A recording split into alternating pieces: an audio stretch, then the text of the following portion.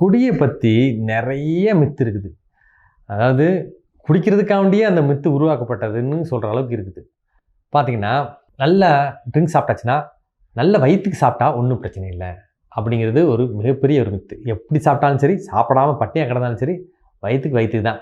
அதில் இந்த தாய்மார்கள்லாம் பார்த்தீங்கன்னா, என் பையன் எங்கே குடிச்சு வந்தாலும் சரி, எப்படியாவது முழிச்சிருந்துங்க, வயிற்றுக்கு சாப்பாடு போட்டுருவீங்க, அதனால் அவனுக்கு எதுவும் இது இல்லாமல் பாதுகாத்துட்டு இருக்கிறேங்க அப்படின்னு பெருமை வேறு மனைவிகளுக்கும் தான்.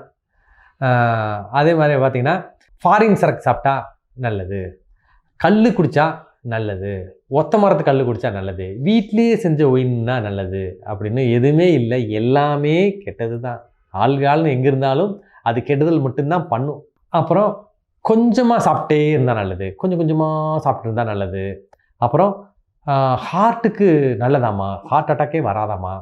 அப்புறம் பீர் சாப்பிட்டா நல்லது, ஒயின் சாப்பிட்டா கலர் ஆகிரும், பீர் சாப்பிட்டா குளிர்ச்சியாகி கிட்னி ஸ்டோன்லாம் போயிடும், ட்ரிங்க் சாப்பிட்டாக்கா நல்ல தூக்கம் வரும், ட்ரிங்க் சாப்பிட்டாக்கா நல்ல டயர்டெல்லாம் போயிடும். அப்புறம் வந்து பார்த்திங்கன்னா தைரியம் வரும், ஆண்மை பெருகும், நல்லா மனைவியோட நல்லா சேர்ந்துருக்கலாம். இப்படியெல்லாம் வந்து பார்த்திங்கன்னா முழுக்கு புருடா தான், எதுவுமே உண்மை இல்லை. ஸோ குடின்னு வந்துருச்சுன்னா அது எண்டு கார்டு போகிறதுக்கு தான் வந்திருக்குதுன்னு புரிஞ்சுக்கணும். அதுக்கு எந்த மாற்றமும் கிடையாது.